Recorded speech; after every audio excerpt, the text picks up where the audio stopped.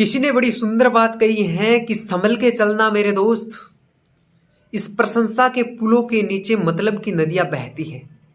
नमस्कार साथियों, मैं संतोष कुमार और आप देख रहे हो संतोष साथी फेसबुक पेज और यूट्यूब चैनल।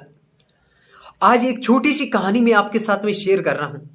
आज मैं आपसे ये नहीं कहूंगा कि आप इस वीडियो को शेयर करो, हाँ ये जरूर कहूंगा कि आप इस वीडियो को पूरा जरूर देखना। अगर पसंद आए तो शेयर कर देना। ये एक छोटी सी कहानी है एक राजा की, कि एक राजा की इतनी प्रशंसा हो रही थी कि अलग अलग राज्य के राजा भी उनसे मिलने के लिए आ रहे थे, उनसे कुछ सीखने के लिए आ रहे थे। तो ऐसे ही राजा की कहानी मैं आपके साथ में शेयर कर रहा हूं कि राजा ने सोचा कि अलग अलग राज्य से राजा मेरे से मिलने के लिए आ रहे हैं, लोग मेरी इतनी प्रशंसा कर रहे हैं, तो एक बार मैं मेरे राज्य का भ्रमण करूं, यात्रा करूं कि मेरी जो प्रजा है वो खुश है कि नहीं है। राजा अपने सेनापति के साथ में राज्य का भ्रमण करने के लिए निकल पड़े, राज्य को यात्रा करने के लिए निकल पड़े। तो राजा जिससे भी मिल रहे थे तो कोई राजा को अच्छी बातें कह रहे थे, कोई बुरी बातें कह रहे थे। अलग अलग तरह के विचार के अलग अलग लोग मिलते गए, बातें करते गए। लेकिन राजा इतने अच्छे मूड में थे कि राजा को जो भी मिल रहे थे उनको कुछ न कुछ राजा दे रहे थे, कुछ न कुछ दे रहे थे।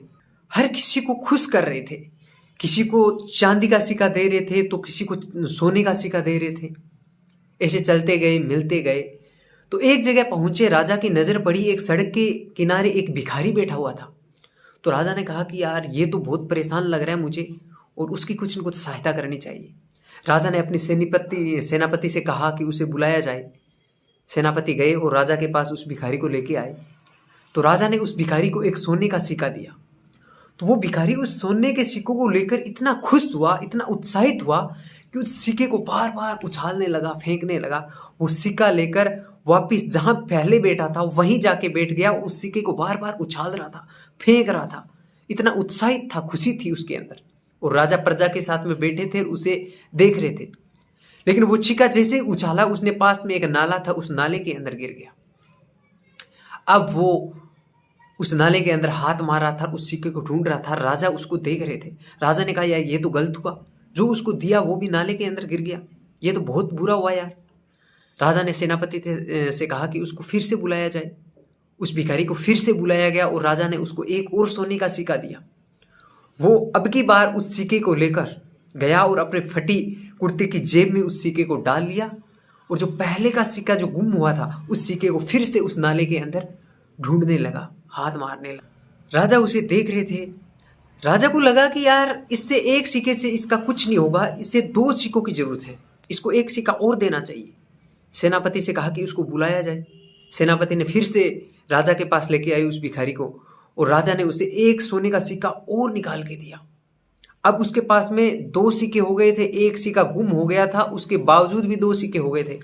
वो भिखारी वो दूसरा सिक्का भी लेके अपने फट्टी कुर्ते की जेब में डालकर फिर से जा बैठा उस नाले के पास और फिर से उस नाले के अंदर हाथ मारने लगा और जो एक सिक्का पहले गुम हो गया था उस सिक्के को ढूंढने लगा।